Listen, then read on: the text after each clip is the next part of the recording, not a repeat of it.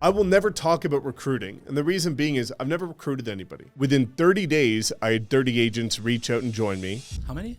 30 days, 30 people. Oh my God. When I had that conversation with Connor, I cut production that day. My last transaction was helping mom and dad move here. You attract the type of person that you are. And that's why I attract a ton of creators. The brokerage is just a vehicle to get you across the bridge. You have to be very self-aware. Okay. Right? My mentality has always been all in or nothing. Like my mindset from the beginning is one day I'm either going to be worth $100 million or I'll be on the street. Like there's no in between. Let's talk about the script. Give it. Right? Drum roll. Recruiting real estate agents and agent attraction is one of the hottest topics because now more than ever, brokerages are allowing you to partner with other agents to provide additional layers of value. For the first time ever, I'm going to be revealing how I became the #1 personal attractor or personal recruiter of real estate agents at eXp Realty globally. By the end of this conversation, I'm for the first time going to be breaking down and revealing my secret strategies of what have allowed me to do it without spending a dime on ads, without hosting any events for agent attraction, and without reaching out to a single agent since joining the company. So if you're looking to scale your revenue share organization, or if you just want to know how to grow a team and retain a team with intimate culture that's like a family, this is going to give you the roadmap to do so. Welcome back to the RECEO podcast, the podcast where we reveal the truth and really show you what needs to be done in order to scale your real estate business and different aspects of it.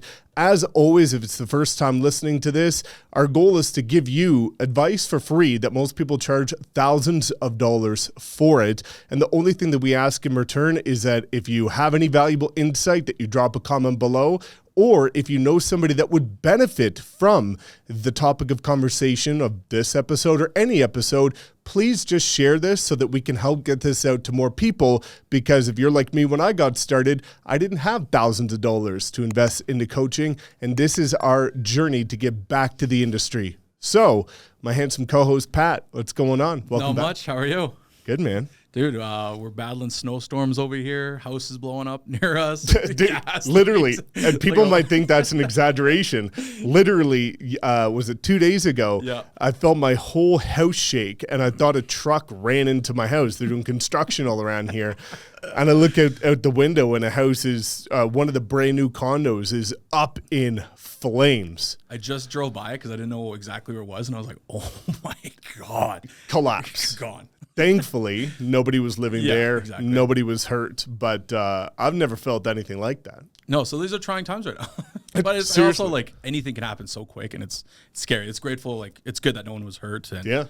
But yeah, Mike texted me. He's just like, yeah, house blew up, shook the whole house. I'm like, what? Yeah, and then we got hammered with like a foot of snow in 24 hours, and so there's cars. It's just absolute mayhem outside. Oh, Canada. Yeah, exactly. But we're here. Yeah. And I'm excited to talk to you about this because this, like I just said off camera, this is like something we've never really talked about. Like we talked about all sorts of stuff, but I've never really asked you about the recruiting side of things when you came to eXp and what that looked like.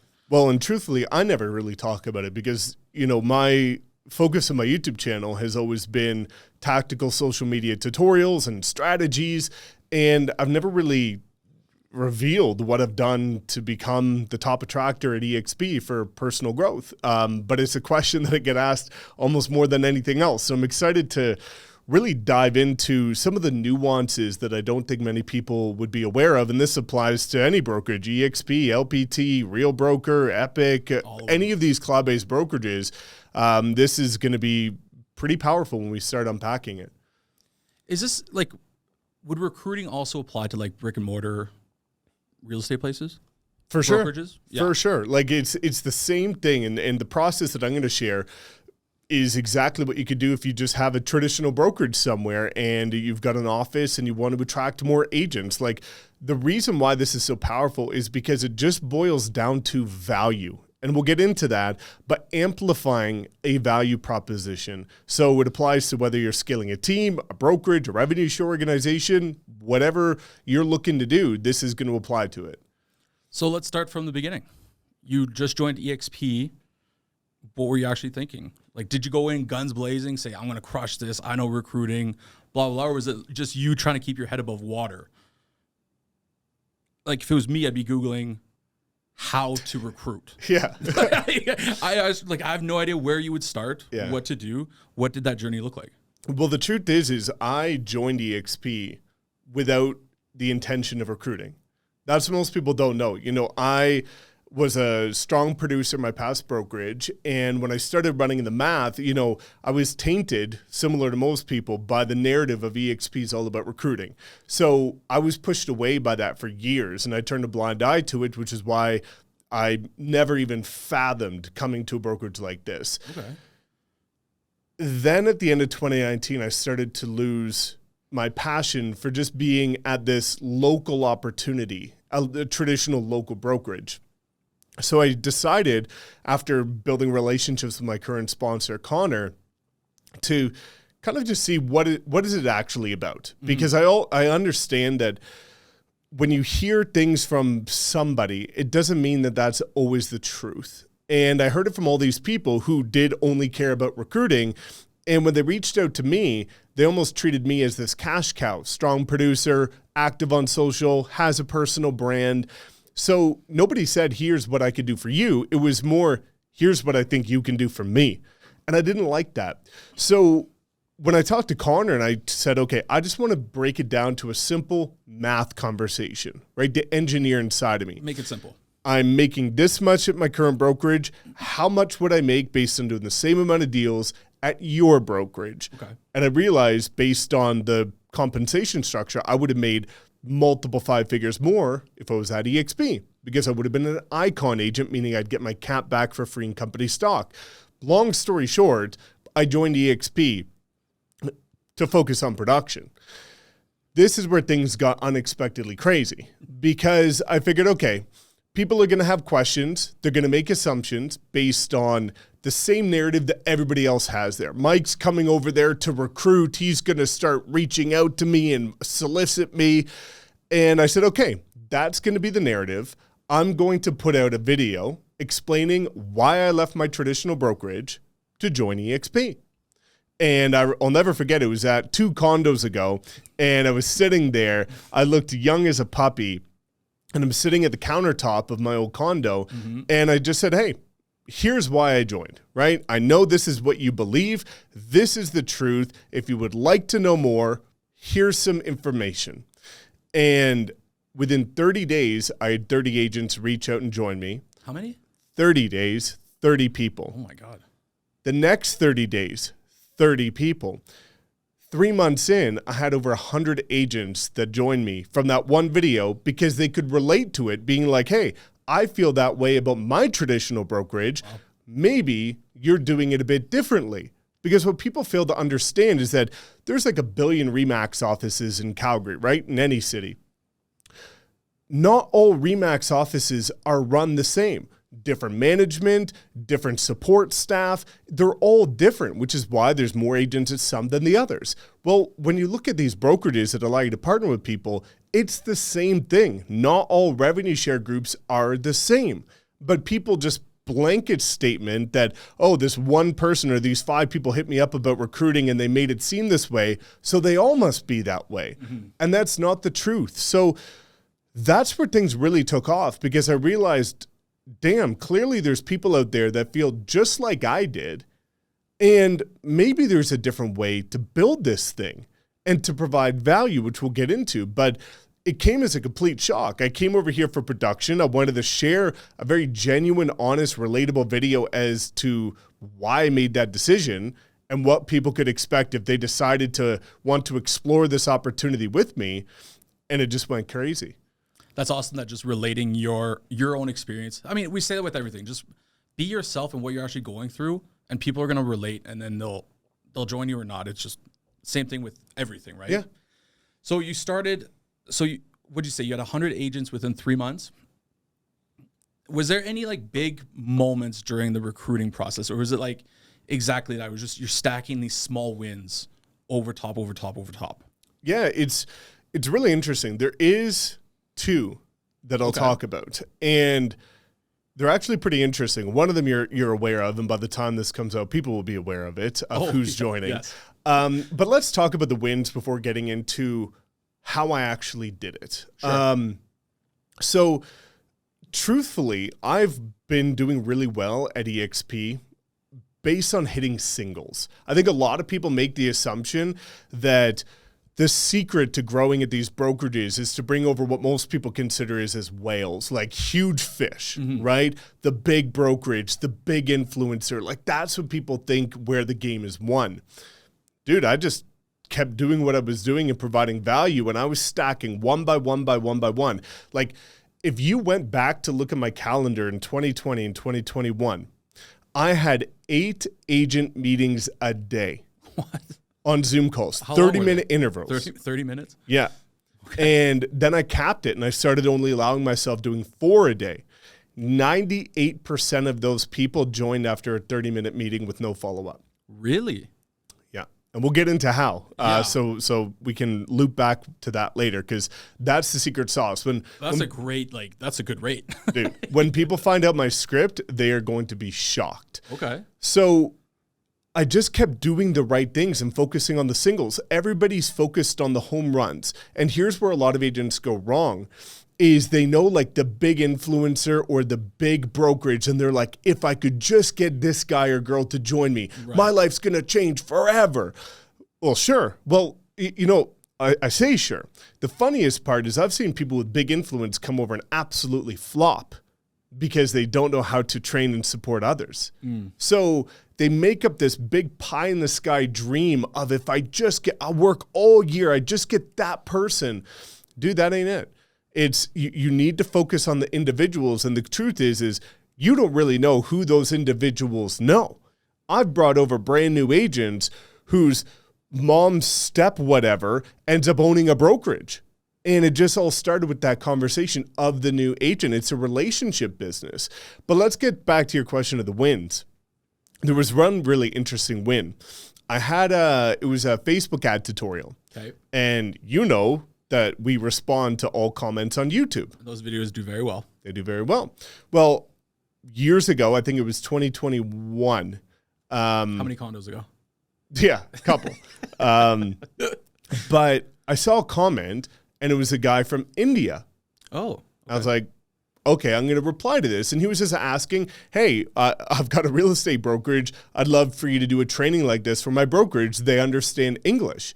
And I hit him up, and I actually replied to the comment. And I said, sure, no problem. Send me an email here. Let's have a conversation. I did a training for his brokerage. It turns out he owned a Remax brokerage that his look period was up. So he was which basically means you're in a position legally to be able to explore other opportunities and not be restricted to your brokerage agreement. And after that conversation, he's like, well, can I learn more about what you're doing? And I shared it with him, and a month later, he brought over his brokerage of 110 agents from India. Oh, my God. And that only happened because I replied to a YouTube comment. So there's opportunities everywhere, and so many people think that it has to be this enormous effort, but it's just building relationships. Now, the other one is with Joshua Smith, who by the time we release this, that's true, hey? He's going to be over here. And that's a really cool one. That's a huge opportunity. Because this is the guy that when I was in engineering, I was studying every one of his YouTube videos. And he was like an idol to me. He was a role model. And, fast forward 7 years, going on 8 years, he's now joining under me at EXP, and we're becoming partners. And it's really cool because he knows everybody at the company and is close with a lot of the top guys at the company. But I never once talked about EXP to Josh.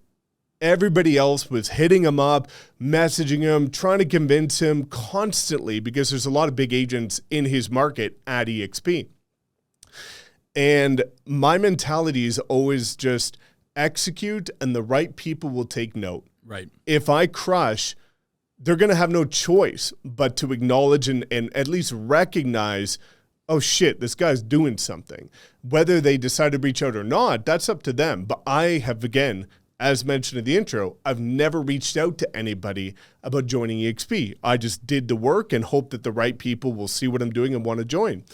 And he hit me up earlier this year and said, I'd like to talk. And we had a quick conversation. He said, hey, I've talked to all these other people. If I make a decision, you're the only one I want to join. And on my birthday this year, he's joining.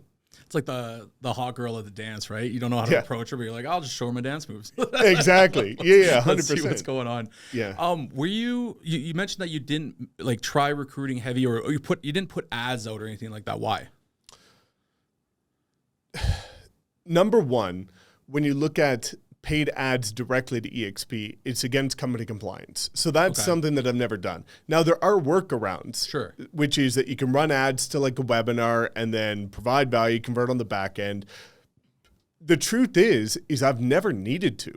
My calendar has been full every single week for 5 years straight now by providing value. And here's the thing, is that if you're soliciting agents or you're reaching out to agents and cold calling them, right, which is what most people do, or DMing them, or running ads.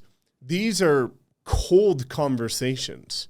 For me, dude, my calendar's been booked up for going on 5 years as of April 2025. It'll be my 5th year with warm leads of people who have raised their hand and say, I want to join you. I've seen your videos. Like, I get on these calls and most people say, Mike, I've been binging your videos for the last few years or the last few months or whatever, and I've already made up my mind. I just have these few questions. I'd like to know, how do I get started?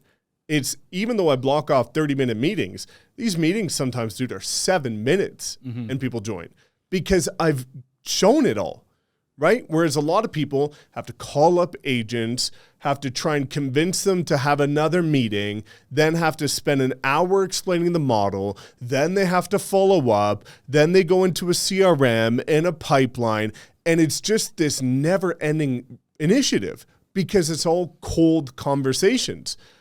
I have no need to reach out to people because we're stacked full of people who really like what we do, appreciate what we've created, and want to join our family. And that's just building trust, right? Yeah. You have to build trust. And I'm sure that not every conversation was someone throwing up confetti and saying, sign me up, I want to go.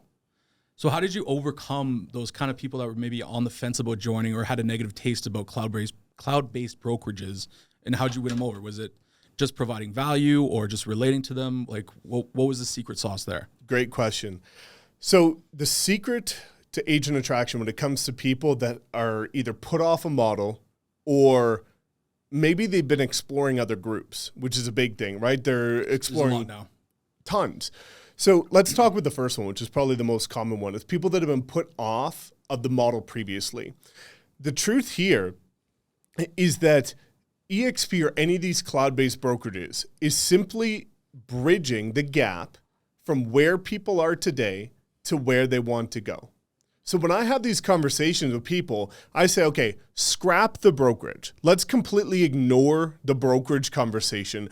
Tell me where you are. Tell me where you want to go. In full transparency, let me know. And they'll tell me. And oftentimes it's they want to increase their production. They want an exit strategy. They want better training. They want social media. Like, they want all of these things. Well, once I understand where they are and where they want to go, I just have to build a bridge. And if I build the bridge and show them exactly how I'll get them there, the brokerage becomes irrelevant. The brokerage is just a vehicle to get you across the bridge, right? So many people get focused on, here's where a lot of agents go wrong. They care about revenue share. So you get on a call with me, you care about production. I care about revenue share. Right. Where a lot of these agents go wrong is, since I care about revenue share, I push it on you. And I force it on you. You just want to scale your deals and put food on the table. And I'm here telling you about all this magical stuff that happens when you recruit all of these people. But dude, that's not what you care about. That's not what you care about. So if I take you away from what you care about, you're going to be completely put off. And that's where the stigma comes from.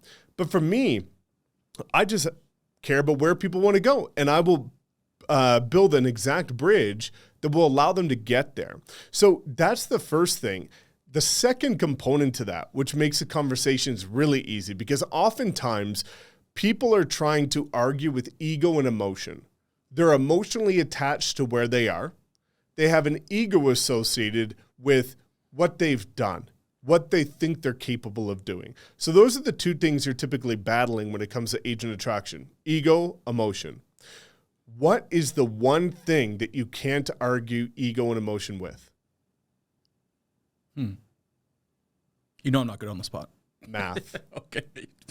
True, because numbers don't lie. Numbers don't lie. So what I do, anytime people that are getting all trapped up in their head, no, my brokerage is better, no, my compensation plan's better, they're always trying to argue with something, right?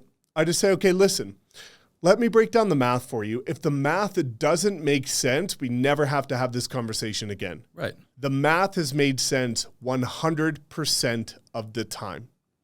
So even there's a guy in our group, Shane Carvello, incredible guy. And he had like 80% market share, something ridiculous, at his past boutique brokerage in Santa Cruz, California. Big luxury producer.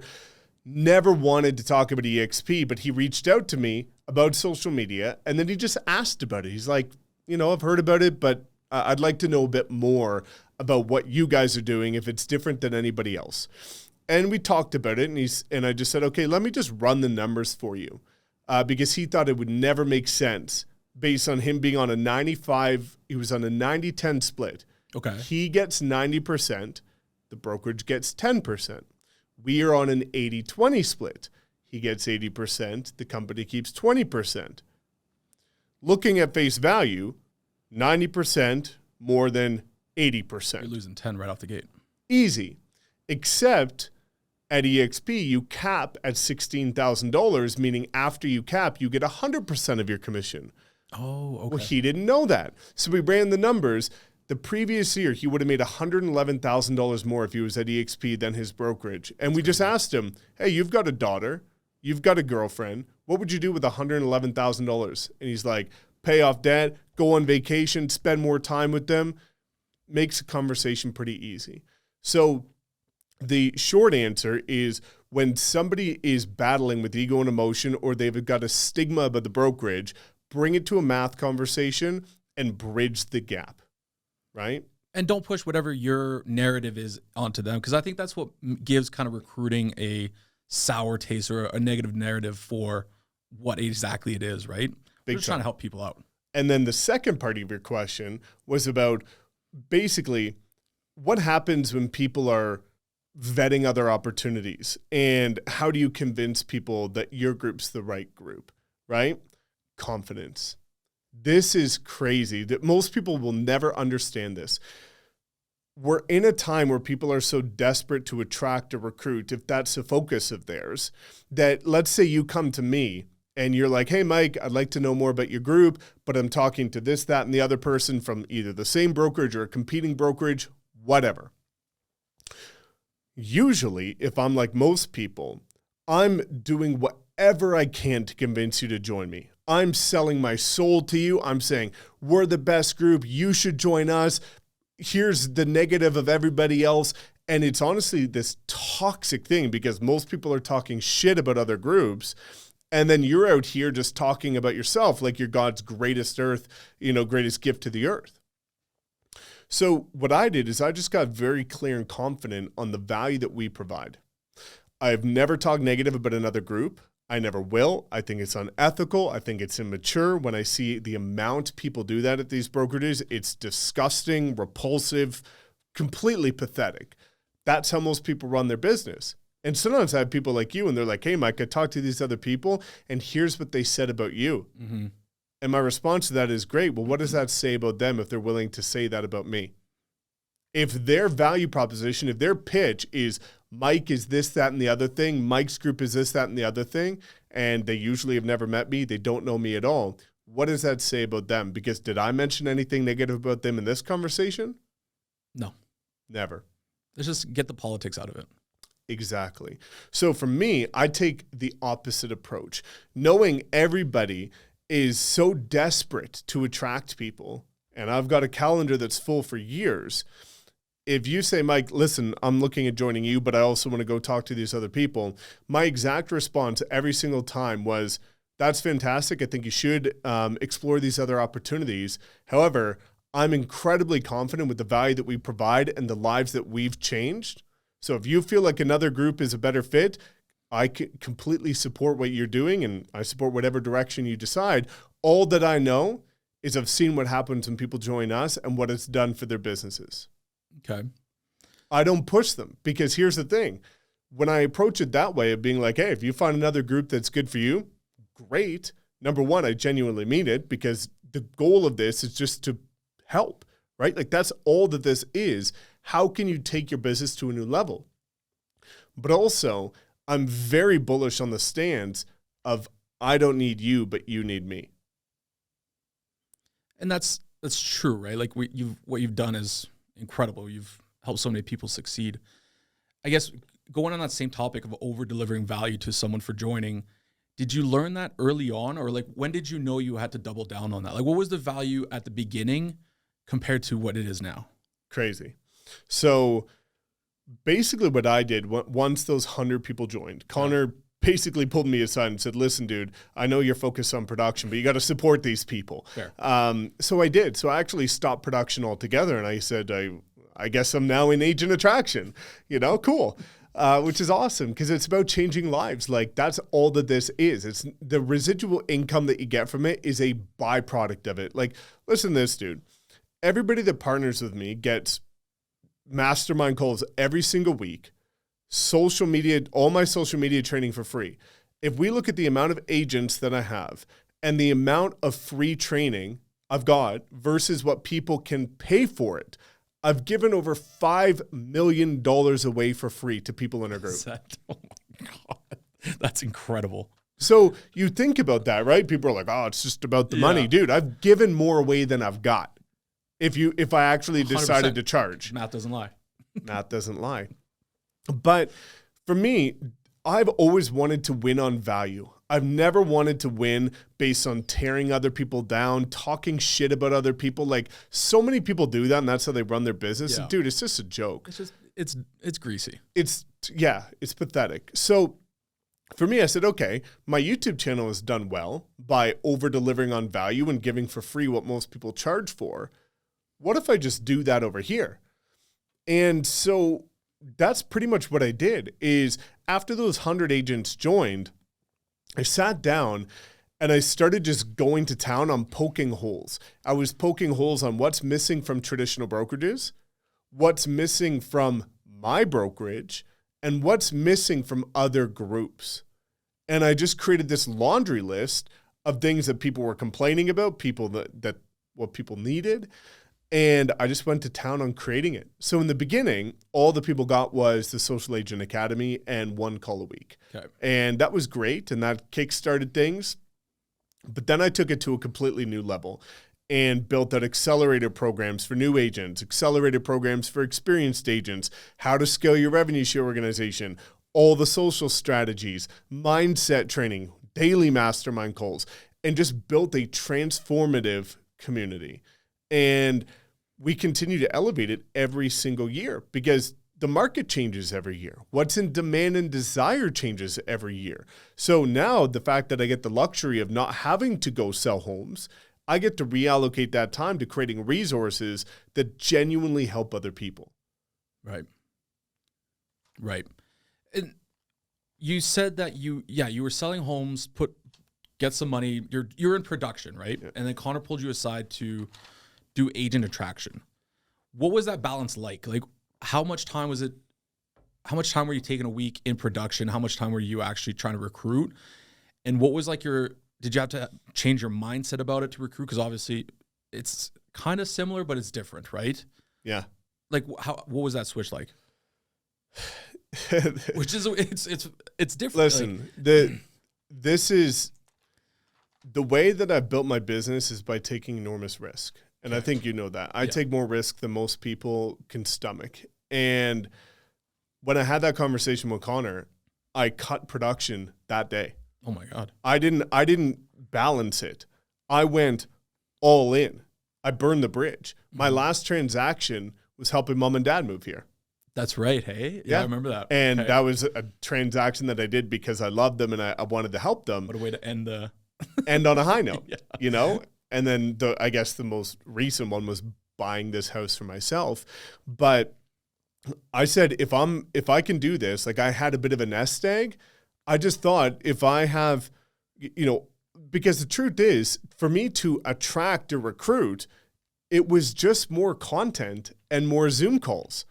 I didn't have to call agents. I didn't have to do events. I didn't have to do all this stuff. Yeah. I just had to do more of what I was already doing. So my thought process was, why take that 8-12 hours a week or whatever to do a deal when I could put that 8-12 hours into opening my calendar up more and putting up better content?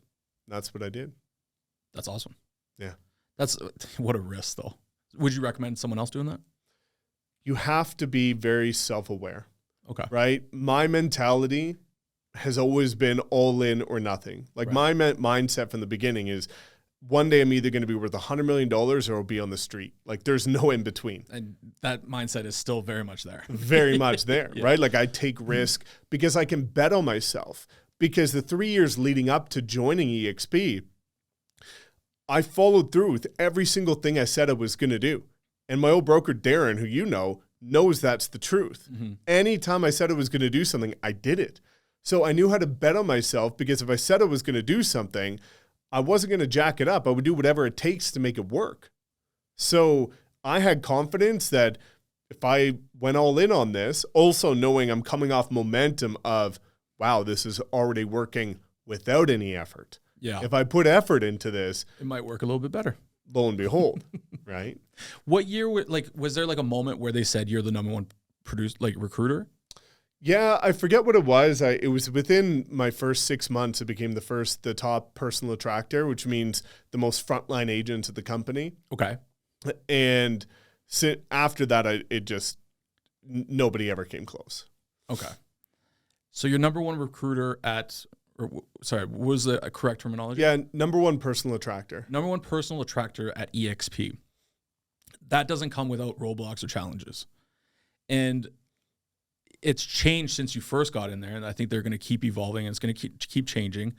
What are some early roadblocks that you had to face, and what are some more recent ones that you had to face? Yeah, let's talk about that, and then I'll probably reveal how I actually did it. Yeah. In the beginning, the hardest thing that I found was believing what people would tell me. And where I'm going with this is I would I would have people join me, and they would come up to me and say like, Mike, I'm going all in. I'm going to do this. I'm going to get 1,000 agents. I'm going to get 100 agents. I'm going to do all these different things. And guess what happened 100% of the time? Never did it. Yeah. Didn't come close. So I would have these conversations, and then I would hit up Connor and be like, dude, I got this incredible man or woman coming. It's going to be epic. And they would do fucking nothing, dude. What happened every other time is I would have silent killers come over. And Suman is an example of this. Okay. I met with Suman. I'll never forget. It was end of November of 2020. He ended up joining. It was like December 16th of 2020. And we had a Zoom call. He ended up joining, and I never heard from him. And I figured, okay, brand new agent. I gave him the roadmap. I told him, hey, you should go on YouTube and you should do this type of stuff. And he went completely silent for about 3 to 6 months. And then he comes back to me and he's like, hey, it's been 3 or 6 months. I did 37 deals. What should I do now? Get out. He just went to work. Okay. And that was what happened, is I had to learn to not believe what people say, but rather believe what they show through actions, because everybody gets excited about the dream.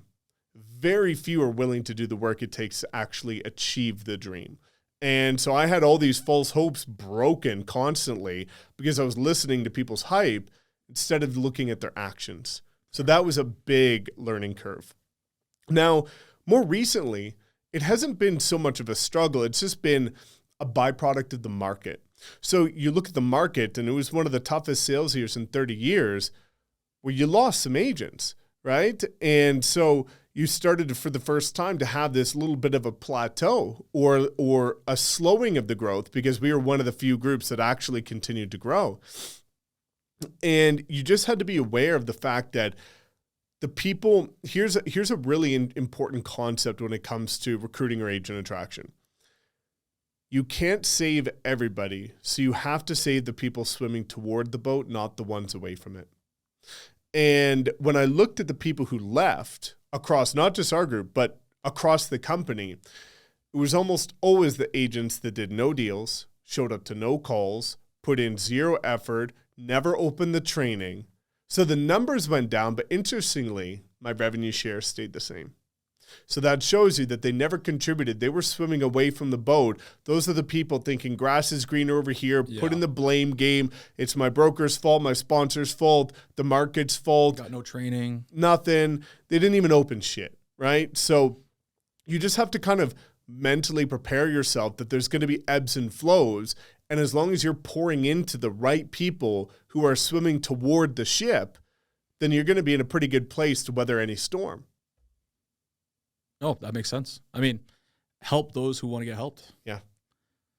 Well, I think now you have to tell us how you did it. Give us the secret sauce. So this is really interesting because of course, the narrative that most people think is that I built the revenue share group and I became the top attractor at EXP. Most people assume for two reasons: that I spend all this money on ads without realizing that the ads are to go to the Social Agent Academy. So that's false. And that most people come through the tutorials that I put out on YouTube, which there is some validity to that. People do enjoy the tutorials, and I have got some people from it, but that's not what built the group. What built the group is all of the interviews that I've done, sharing relatable stories. So when you look at most people that are on YouTube, what are they doing? They're interviewing the big influencers. They're interviewing the people on $1 Million Listing, the big coaches, the other big influencers. It's all hype, but most people can't relate to that. So what I did is I said, okay, listen, I'm a 30, now going on 32 next week, a 32-year-old Caucasian male in Canada. There's going to be a demographic that relates to that. There's an even bigger demographic that doesn't. So how can I form a group and a family that's inclusive, that's diverse, and that no matter where you're from, who you are, you feel included and a part of this family? Because that's where people struggle with cloud-based brokerages, is people feel like they're on an island because they get to work from home. They're not going to an office. So how do you create a family, intimate culture? And what I did is I found and created success stories of people from our group of every gender, race, ethnicity, culture, language, geographic location, age, personality type, and featured them all on my YouTube channel. Not the people that did $200 million aside from Suman. It's the person, like one of our top attracting videos is a woman that did previously no deals at her past brokerage, joined our group, did one deal in 30 days. Not 100 grand, one deal in 30 days. That's awesome. That's it. Do you know how many agents out there are struggling to put food on the table and just want to do one deal in the next 30 days? That is a relatable conversation. So if you look at my YouTube channel and look at all the interviews that I have, it is just people from every walk of life. So that if you don't relate to me, maybe you relate to the woman I was talking about, Deja Spearman, a young African-American lady, or Suman, a middle-aged Asian man, or Marty, a middle-aged African-American woman, or Jenny Selly, a middle-aged Colombian woman. There's everybody. And when everybody's sharing on these interviews that they've skyrocketed their business after joining our group, and here's why they joined, which is the last conversation in any interview, people start to open up and say, hey, Mike's content, like it, love it, hate it, who cares? But I love what she said. I can relate to him. And when you relate to any of the people on my channel, they're in our group. And so that creates that feeling of inclusivity. And that paired with the value proposition that trumps, in my opinion, what anybody else has created, it's a pretty strong proposition. So the secret to building what we've built and becoming number one is an inclusive, family-like community where you can see yourself in one of our hundreds of success stories. And that all came down to showcasing relatable experiences on a channel and giving my bigger brand as a platform to catapult their stories that otherwise likely wouldn't have seen the light of day.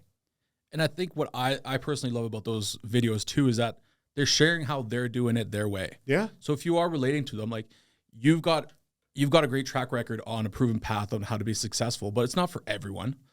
And it's funny. It's not funny, but it's amazing to see all these different kind of people, and they're willing just to share their knowledge on exactly how they're doing it. Yeah. There's not one path to success. There's a million of them.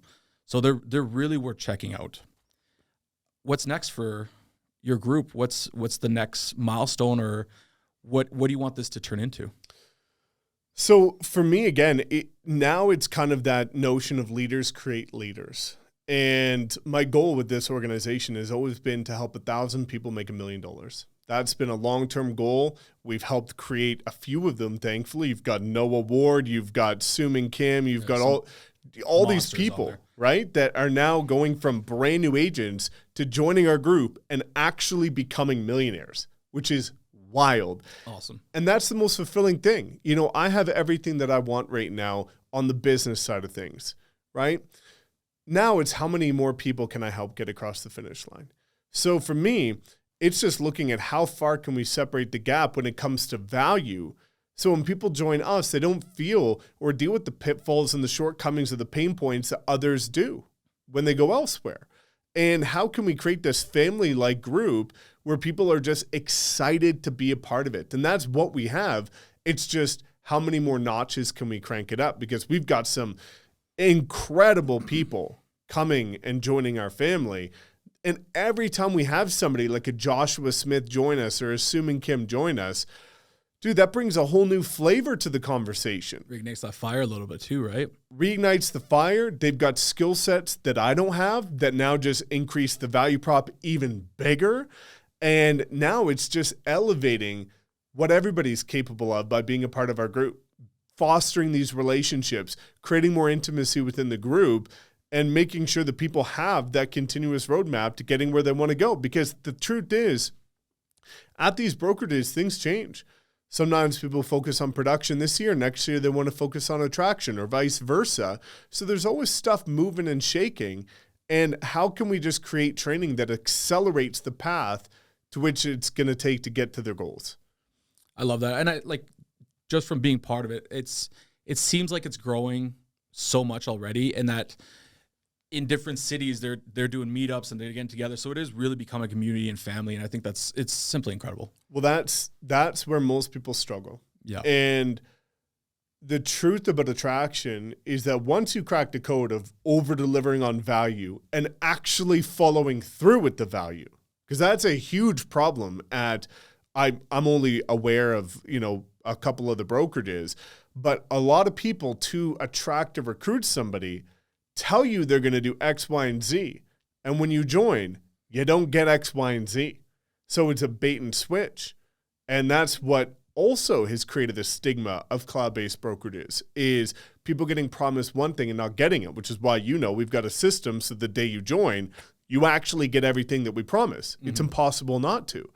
But a lot of people just tell others what they want to hear, and they can't deliver on it, right? Yeah. So that's a huge problem.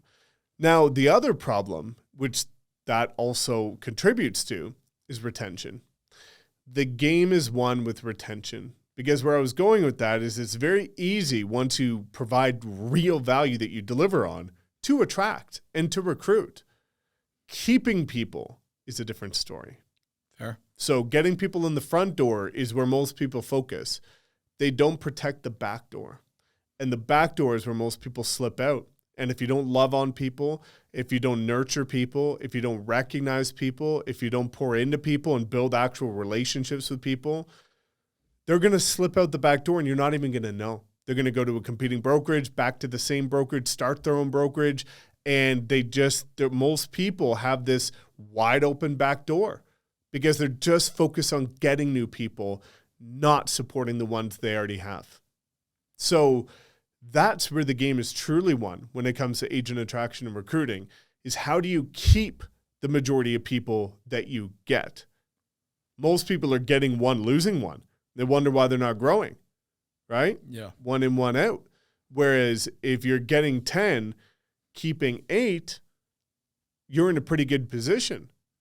So that's where the mastermind calls come. That's where, as you were alluding to, we've got all these like centralized hubs of agents all over North America and in different countries now that are doing their own meetups and their own dinners and their own experiences.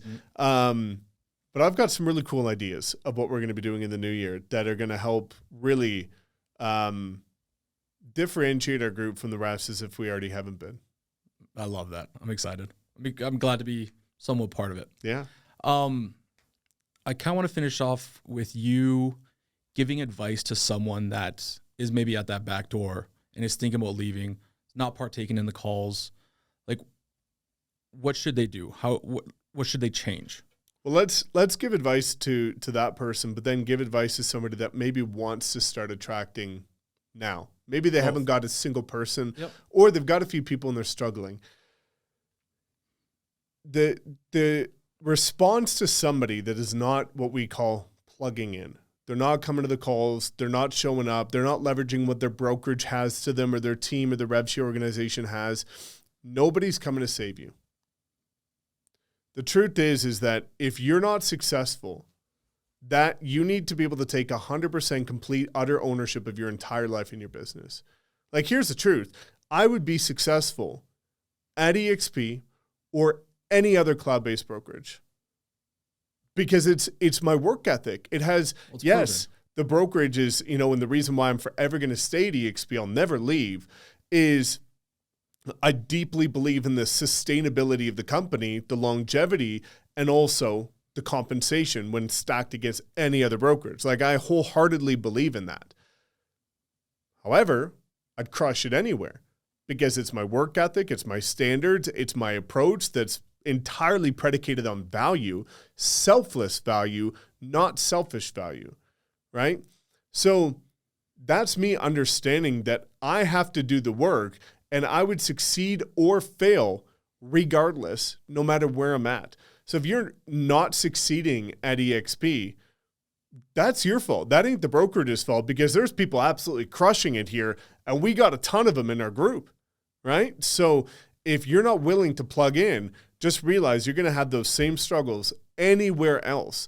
So why not just water the grass where you're already standing instead of on the other side hoping that it's going to get greener, right? Yeah, you nailed it. So let's talk about the person that might say, you know what, we're coming into a new year. I previously never cared about agent attraction, but I like the idea about residual income. Maybe I want to give it a shot.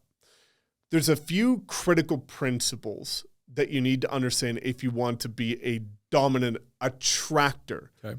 I will never talk about recruiting. And the reason being is I've never recruited anybody. To me, recruiting is reaching out, soliciting, following up. For me, I've attracted people, right? And we'll get to, because we never talked about this, the script. So let's talk about what you need as a critical foundation if you want to be a top attractor at any of these brokerages. Number one, immense clarity on the model. Because again, talking about this being a bridge of where people are to where they want to go, you can't build a bridge if you don't understand the components that make up a bridge. So that's where I see a lot of people go wrong at any of these cloud-based brokerages. They don't understand how to even explain revenue share or the stock incentives or the vesting periods or the support system or the train. Like, they can't explain anything about the company. How can you build a bridge when you don't have the information to build the freaking bridge? Not going to be a good bridge. It's not going to go too well. Not an engineer, but. yeah, exactly. Right? So that's foundational component number one. The second is getting clarity on what you provide, your value proposition. Now, ours is massive. And some people might say, well, Mike, I'm a new agent. I haven't done anything, right? How can I provide value? It's the same way. Listing presentations and agent attraction presentations are the same. Okay. It's bridging the gap from where people are to where they want to go. It's providing your value as to what you're going to do differently than the rest. And as a new agent, how do you win listing presentations when you've got no experience? You leverage your brokerage stats because you don't have any. So you use, we have done this, not I have done this. And then you also lean into the fact that you've got more time. You've got more energy. You've got, maybe you're younger, you've got more tech experience. That's what you lean on. Oh, these other agents are busy with 30 listings. You're just going to be a number to them. I'm going to put all of my undivided attention into yours. So you steer it in that direction. Same thing with agent attraction. So if you're a new agent, you don't have any experience, you've never attracted anybody, cool. You can love on that person. You can sit down with them every week and help them build a plan and a strategy, follow up, accountability. Like, you can put way more effort and time into it than somebody that has thousands of people. Yeah. Right? So that could be your value proposition. That's okay. And then over time, as you build your skill sets, your value proposition will evolve and improve. But you have to know, what does your upline, your organization bring to the table? So it's we, not me. And then what do you bring to the table? And that could just be extra love. That could be extra support. And that's okay, because the truth is, that's what most people actually want. I was going to say, I think it's very underrated, right? Where I know if I was jumping into real estate tomorrow, I'd need all the love. Yeah. I'd probably prefer going with someone that had more time to teach me how to do it. And then when we look at some of these other components, it's making sure that you have a path for that person. When they join, can you deliver on what you promised them? What is your plan to support them? What is your strategy to help them get to that next level? And getting clarity on that. Like, what's your, niche? Is it traditional production? Usually your niche is how you did business, how you did well. So why does Suman attract so many people on YouTube? Because he crushes on YouTube. Why does Noah attract so many people on TikTok? He crushed with TikTok. Jeremy with Sphere. He leverages his Sphere. You attract the type of person that you are. And that's why I attract a ton of creators. So that's important, is to understand your niche of who you want to attract. But that starts with you getting clarity of who you actually are and how you built your business, or how you would like to build your business if you're new with no experience. So I think the final component to that is building out an actual plan. Because if you don't have any targets, you're going to hit nothing, right? So it's important that going into this new journey, you have to understand how to support people, how to retain them, and what your goals are. How many people do you want? How many people do you want to keep? What's going to be your strategy there? But get clarity so that you have confidence in what you're doing is going to serve other people. But that's the most important component. You have to understand this is about serving other people. So many people see 10 agents. It's just like the views on social media. Oh, I get 900 views and nobody cares and my views aren't performing. Dude, imagine you got 900 people sitting in a room listening to you right now. Perspective. If you have one person, that's one person that cares about you. Yep. And that put faith in you to change their life. And so many people get 10, 20 agents and they start treating it as a number. I got to get more. I got to get more. If you don't pour into the 10, 20 you have, you will never deserve more. And that's really critical for people to understand. Is that something you see often, where there's an agent attractor out there just focused on the numbers instead of... Like 99% of them. Oh, no. Okay. But that's an exaggeration. Probably 50% of people. But we know, like, you have to want to serve. The people I see at the top of EXP, and I know all of them, and the people at the top of some of these other brokerages, dude, they are servant leaders. I hit them up. I'm at a completely different group. They're jumping on a call. We're helping each other out. We've helped each other close other agents. Like, dude, I've helped other people at EXP, not my group, that have a big, like, content influencer that wants to join them. I've met with that person to close them for another person. It's incredible. Because one day I might need that person, or the fact that they're just my freaking friends. And when you look at the top, like I find that's the case. It's kind of like new money versus old money. You see like new money and they're buying all this stupid shit and they're just like trying to show it off. And the old money is just like fancy. It's just, air. Yeah, I'm just good, right? I'm confident. I don't need to show it. It's the same thing at these brokerages for most cases. Is the agents that have kind of like between 100 and 1,000 agents usually have that little bit of an ego of like trying to prove something, and they're climbing to the top and clawing their way there. Once you look at the people that have over 1,000 agents, dude, for the most part, it's a big family. We're all friends. We're helping each other out. Like they realize that there's more than enough for everybody to go around. And that's okay, because somebody that aligns with me probably doesn't align with you. And if they chose to go with you, they probably wouldn't have aligned with me. How dare they? Yeah, right? But that's the beauty of this, is that it's giving people an opportunity to find who they align with and who they want to go build a life with. But even you helping someone close someone else helps everyone. We're all owners in this brokerage. It just, rising tides lifts all ships. Yeah. So now let's talk about the script. Give it. Right? Drum roll. This is going to be something that will throw people for a complete loop, which Has this been like the original script, or has this been like tweaked over the years? This is the script I use for 100% of the agent calls that I've never shared anywhere before. Wow. Breaking news. Tell me what's up.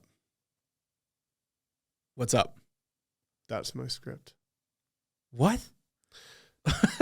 Every single time I get on a Zoom call, I start the Zoom and I just say, hey, Pat, super nice to get on this call with you. Really excited to chat.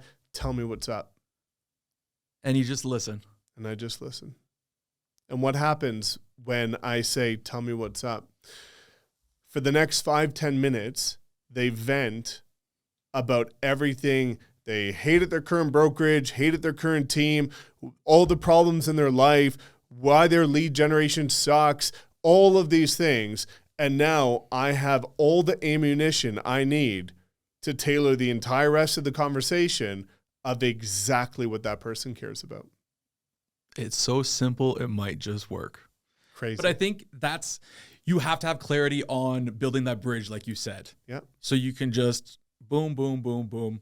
I love that. So, dude, that's where people go wrong, is they sit down, you and I sit down, and okay, you're interested in joining EXP. And I sit down, it's like a listing presentation. Okay, Pat, here's all the details about EXP. You're an hour into it, eyes glazed over. You don't give two fucks, dude. I talked about 80% of the stuff that you don't care any ounce about, and your eyes are glazed over. And that happened to me because you're just vomiting statements or stuff you care about instead of listening to what they care about. And then you finish the 1 hour EXP explained presentation or whatever brokerage explained, and then you go on to all the stuff your group does on top of it. And you're an hour and a half into this, and they don't remember any of it, right? But for me, all I care about is, what are your problems? By the end of 30 minutes, I'll help you solve all those problems. And if we get there, almost every time, 90% of the time, I get to the end of the conversation, I don't ask them if they want to join. I don't ask them, do you want the next steps? They just say, all right, can you tell me what the next steps are to join? Sure. I'll send you an email. There's the steps. Join. I love that. There's a show called Entourage. I don't know if you've ever watched it, but he's a famous actor and he's shopping around for a new agency. And they get in the room and it's the same pitch every time. It's just like, you with these two major brands. And he goes back to his old agent. And he's just like, I just wanted you to ask me what I wanted. Yeah. Like I've been pitched the same thing over and over again. So I think it's building that trust, right? Well, dude, 88%, we poll our group, 88% of our group only cares about production. 12% care about attraction. On the calls with the 88%, I've never mentioned attraction. They care about production because I find out because they tell me within the first 2 minutes. I cater the entire conversation to production. I never even mention agent attraction. The truth is they watch so many of my videos by the time they get to the call that they understand you can attract at this brokerage. Like, they're not stupid, but I don't mention it because it's not what they care about. And eventually, by joining here and being on our mastermind calls, you'll learn more about the power of it. And if you decide to care about it, I'll help you do it. But I got some people in the group, dude, who've been with us 4 years, massive producers, don't care. When agents reach out, they send them to us. We close them. They've got 20, 30, 50 people, a nice little nest egg of residual income. All they focus on is production. Great. All I care about is that you get from where you are to where you want to go. And I think all this advice, as much as it's helpful in agent attraction, this could benefit you in production as well. Because it's just ask your clients what they want. Agent presentations are identical to listing presentations. I love that. So simple. Tell me what's up. Exactly.